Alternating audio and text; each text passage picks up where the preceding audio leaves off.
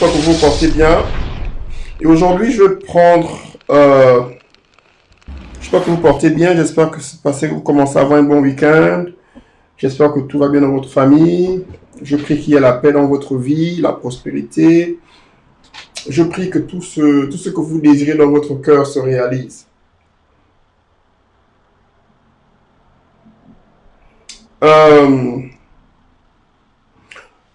Je vais insister sur ce sujet de célibat. Pourquoi? Parce que j'ai parlé avec un de mes frangins aujourd'hui et il m'a annoncé une bonne nouvelle. La nouvelle, c'était qu'il devait se marier. Merci. Et j'étais vraiment content pour lui. Et dans notre conversation, j'ai essayé de lui faire comprendre combien de fois il est important de se préparer pour le mariage. Parce que en général, quand on parle de mariage, quand on parle de fiançailles, il y a une étape que les gens brûlent. Bonjour Colombe, comment tu vas? Ok? Il y a une étape que nous négligeons. Et cette étape, c'est quoi? C'est le célibat. Être célibataire, je veux que vous preniez note de ça. Être célibataire,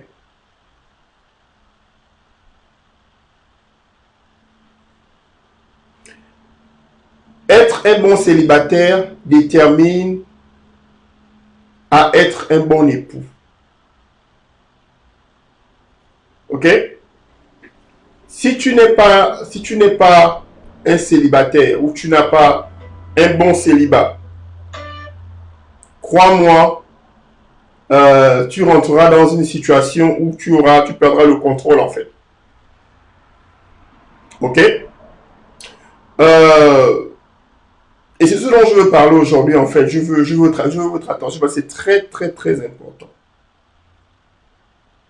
La majorité du temps, quand on parle de préparation de mariage, les gens ont cette tendance de croire que on parle de aller acheter une robe, on parle d'aller acheter une veste, aller chercher la grande salle, avoir la liste des gens qu'on va inviter, qui sera à la table d'honneur,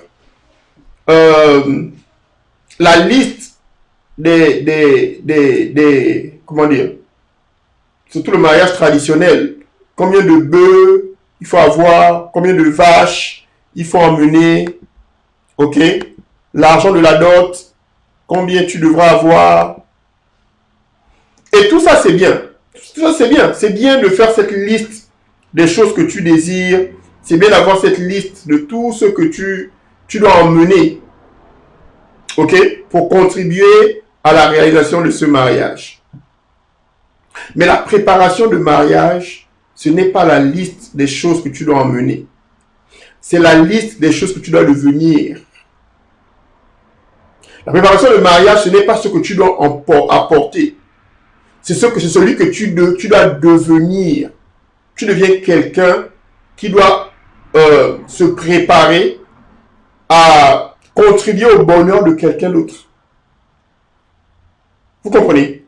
Et ça, c'est le problème que nous avons.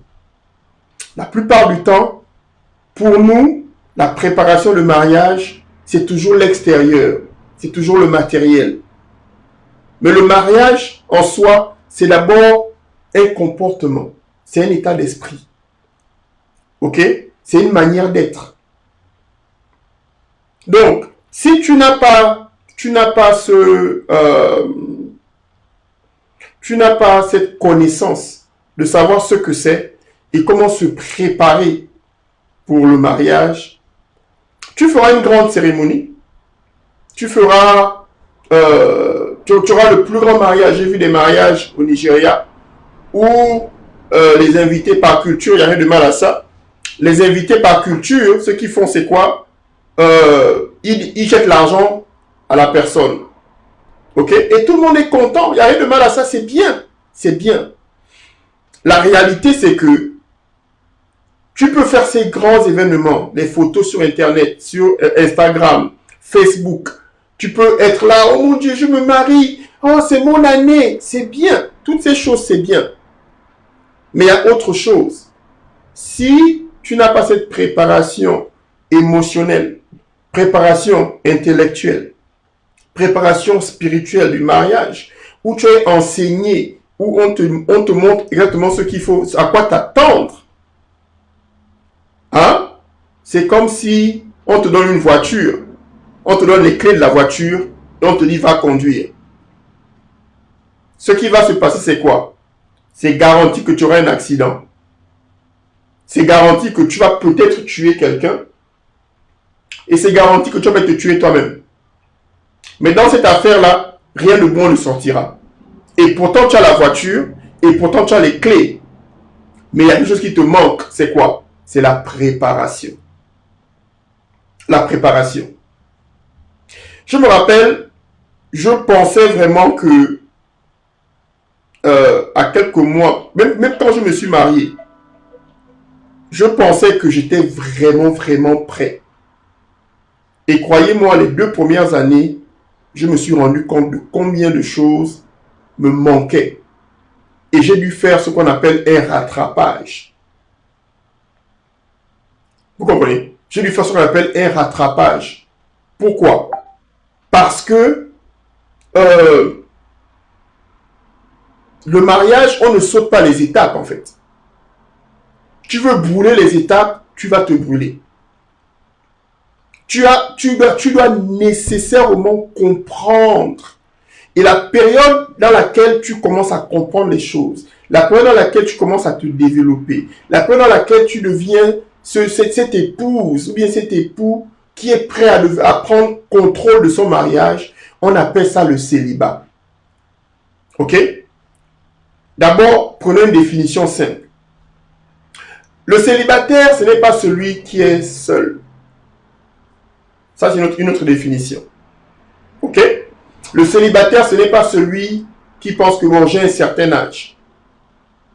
Ça n'a rien à voir là-dedans. Par définition, quand vous regardez dans le dictionnaire, le mot célibataire vient du mot célibat. Ok? Et célibat, c'est quoi? C'est quelqu'un qui s'abstient des rapports sexuels et qui s'abstient de se marier pour découvrir la volonté de Dieu pour lui-même. Et c'est choquant. C'est choquant parce que nous tous, nous ne faisons pas ça. Ce que nous faisons, c'est quoi? On se concentre d'abord sur tout ce qui est matériel, comme je vous le disais. Vous comprenez? Mais on ne cherche pas à comprendre ce que Dieu, quand Dieu a créé le mariage, c'était dans quel but? Qu'est-ce que c'est le mariage? À quoi m'attendre du mariage? Pourquoi la plupart des gens qui se marient, ça ne marche pas? Et ne me dites pas que, oh non, si je prie beaucoup, ça va marcher. Écoutez-moi bien. Vous le savez, je le sais. Je ne sais pas, je n'aime pas en parler, mais je prends ça comme exemple. Cette année seulement, il y a eu 2 à 3 couples d'hommes de Dieu qui se sont retrouvés dans des divorces bizarres exposés sur Internet. C'est un exemple, je n'en parle pas, ok? C'est juste un exemple que je prends. Donc, c'est pour vous faire comprendre que l'excuse ou se dire que non, parce que si je prie, ou non, la prière en soi fait partie de ton développement. Mais la prière seulement, c'est pas assez pour rester marié, c'est pas assez pour avoir un mariage heureux, c'est pas assez pour combler les manquements que tu n'as pas. Parce qu'il faut combler ces manquements. Tu vois? Donc, c'est vraiment important pour toi de comprendre ce que c'est le célibat. Tu dois avoir, tu dois comprendre ça et vivre ces choses.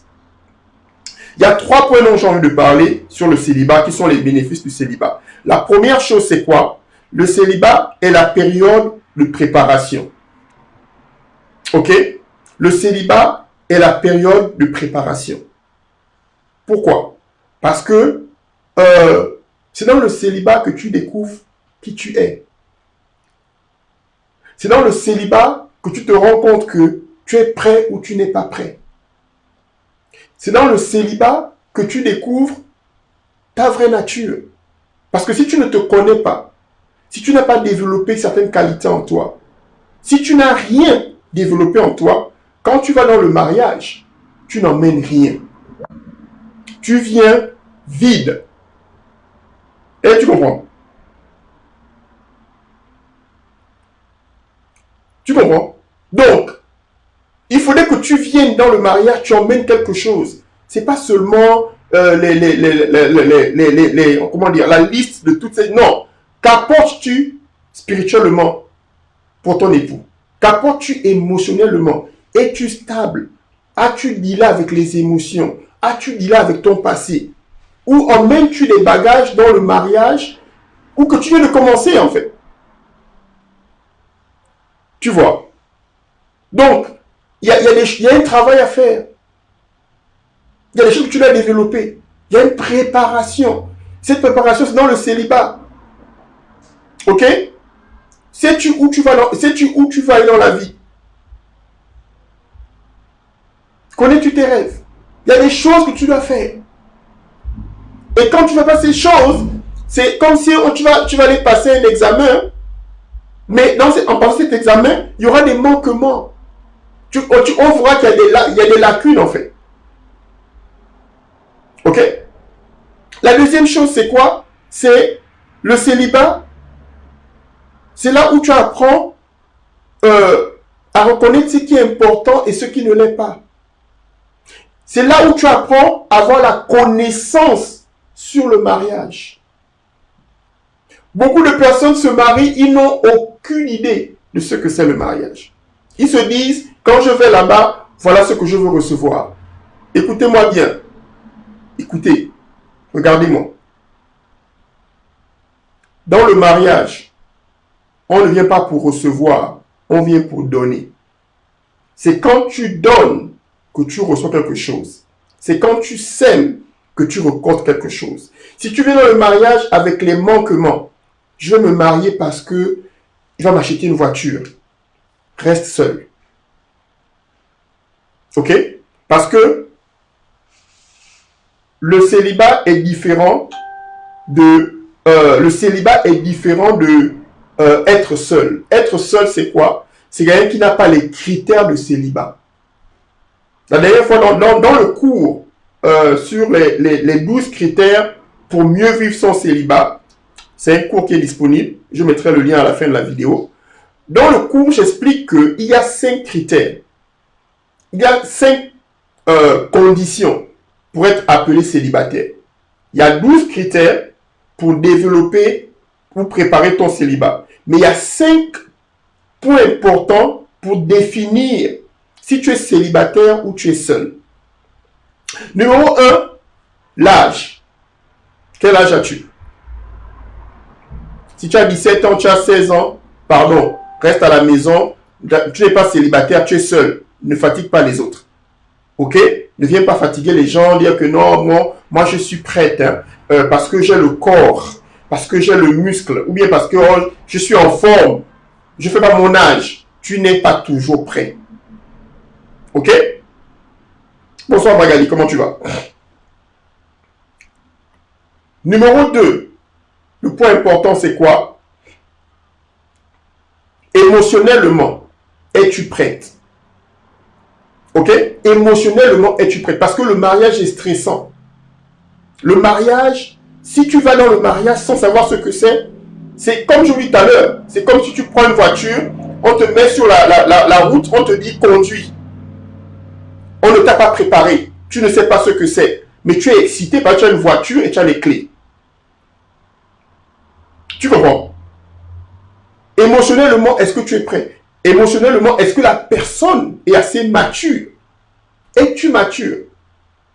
As-tu la connaissance requise pour vivre dans un mariage et rendre cette personne et contribuer à la personne et contribuer au bonheur de la personne? Pourquoi je le dis? Parce que il faudrait d'abord que quand tu es célibataire, tu sois heureux. Quand tu es célibataire, tu sois heureux. Si tu n'es pas quand tu es célibataire, tu n'es pas heureux, s'il te plaît, reste seul. Deal d'abord avec cette joie que tu dois avoir, parce que c'est cette joie que tu vas emmener dans ton mariage. Si tu emmènes si en toi, il y a la tristesse, il y a la peur, il y a les soucis, tu es toujours en train de te douter tu es insécure, tu ne t'aimes pas toi-même. Ce sont les mêmes fruits que tu vas emmener dans ton mariage qui vont commencer à devenir un poids pour ton partenaire. Je répète, si tu emmènes des fruits qui sont négatifs, tu n'as pas développé ce côté où tu dois grandir. Tu dois être émotionnellement stable. Tu emmènes ça dans la relation. Ce sont ces mêmes problèmes-là qui deviendront un danger pour toi-même et pour ton partenaire. Donc, pour moi, ce que j'ai compris, c'est quoi? C'est que tu veux avoir un bon mariage, il faut être un bon célibataire. Si tu ne sais pas ce que c'est le célibat, ne te marie pas. Parce que le souhait de tout le monde, le mariage est bien. Le mariage, c'est une bonne chose, c'est une bénédiction. Mais, bonsoir Calice, bonsoir Bichette, bonsoir Magali, bonsoir Néoti, Eden, bonsoir, Colombe, bonsoir. Ok? Le mariage, en soi, quand Dieu l'a créé, c'était une bonne chose. Est-ce que vous comprenez? Mais quand vous constatez, quand Dieu a créé Adam et Ève, Adam était en train, Dieu a donné une liste des instructions à Adam par rapport à son propre développement, pour qu'il soit prêt pour Yves. Ok? Garde le jardin, ne mange pas ceci, ne mange pas cela, fais ceci, ne fais pas cela. Il y avait des instructions qui étaient établies. Tu vois? Donc, toi aujourd'hui, tu dois comprendre que tu dois d'abord te développer toi-même. C'est important pour toi-même parce que, je vous dis une chose, on a cette bonsoir Mousse, on a cette idée qu'on se dit que quand je vais me marier et puis tout va être bien.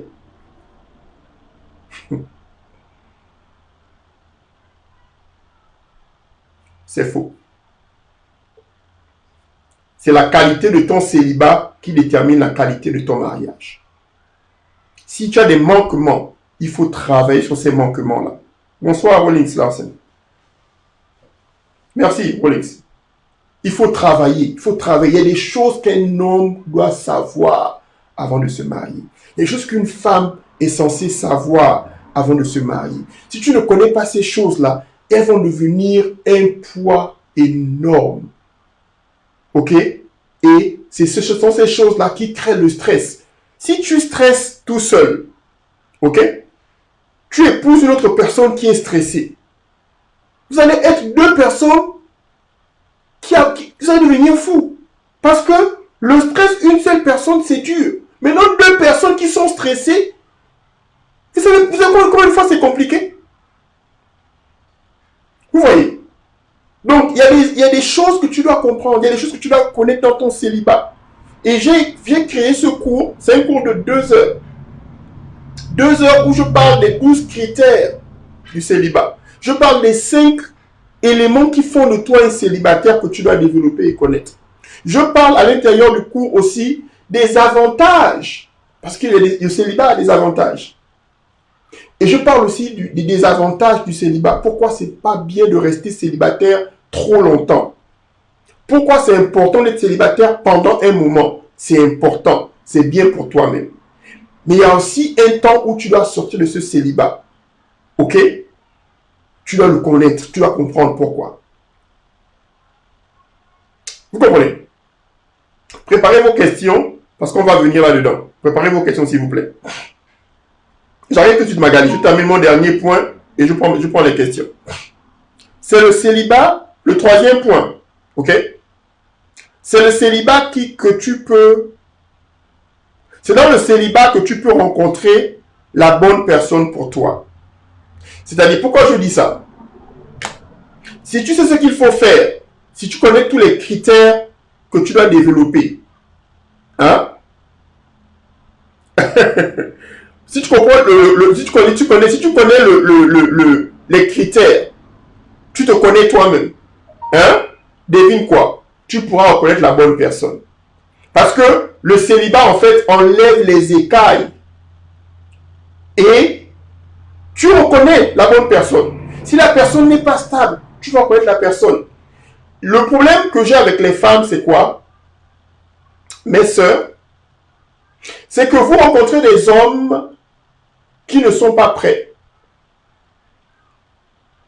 Vous tombez amoureuse et vous espérez que la personne va changer. Ça ne marche pas, après vous vous plaignez. Oh non, voilà, il a changé. Oh non. Arrêtez ça. Vous êtes trop intelligente, vous les femmes, vous êtes intelligentes. Vous avez un discernement exceptionnel. Ok? Vous pouvez reconnaître les choses. Dieu a mis en vous quelque chose de particulier. Vous avez le courage, vous avez la force, vous avez l'intelligence.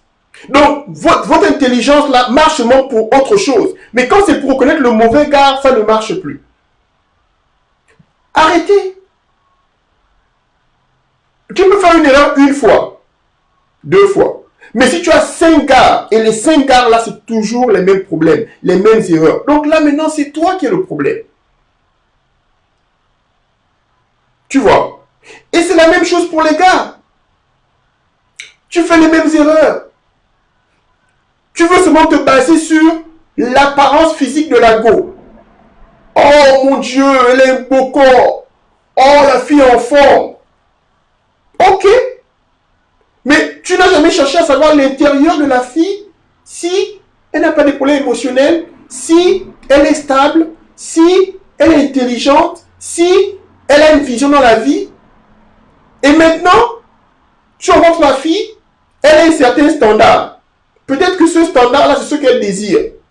Tu la rencontres, il faut parler avec elle. Si tu découvres ce que c'est le célibat, et tu es un bon célibataire, tu sauras quel genre de questions lui poser pour savoir si c'est la fille qui est bien pour toi. Avant de te plaindre que non, elle est matérialiste, elle aime l'argent. Écoute, les gens sont libres de faire ce qu'ils veulent. Tu ne veux pas forcer à une fille, si elle veut, si c'est ce qu'elle veut, elle ne te force pas d'être avec elle. C'est toi qui décides, ok, j'ai vu la fille là, oh mon Dieu, les cheveux brillent comme le soleil. Mais tu sais qu'il faut maintenir ça, non? Et ça, il faut être honnête, il faut être responsable. Tu ne peux pas toujours blâmer la fille, oh les filles, oui. Mais tu sais, au fond de toi, tu sais que la fille là, son standard est ici. Si tu n'es pas encore prêt, va travailler sur ton célibat, développe-toi, après tu viens maintenant et tu avances. Ok? Je vais prendre des questions. Envoyez vos questions. Magali, justement, il y a quelque chose que je ne comprends pas. Si c'est le contraire avant le mariage, tu es stable, joyeux, etc. Mais quand tu rentres dans le mariage, tu apportes plus. Mais quand tu rentres dans le mariage, tu apportes ce plus-là à la personne, mais tu apportes pour partager si au final, tu ne partages rien, autant rester seul. Tu es censé apporter le plus à la personne, apporter la valeur. Je suis d'accord avec toi. Ok? Je suis d'accord avec toi. Quand tu rencontres quelqu'un,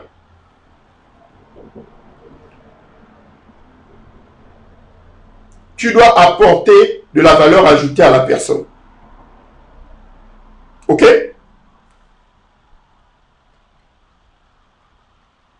Personne n'est parfait. Il y a des manquements que la personne a, que toi, en fait, tu es censé développer pour que tu puisses contribuer au bonheur de la personne.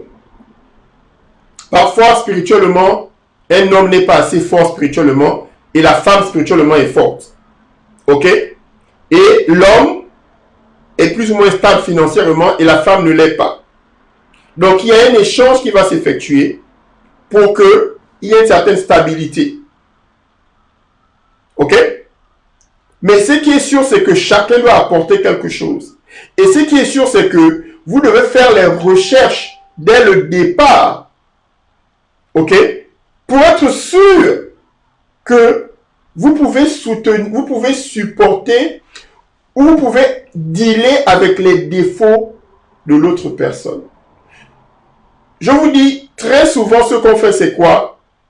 On veut jouer à l'aveugle. Voilà pourquoi le célibat, le célibat, ça veut dire quoi?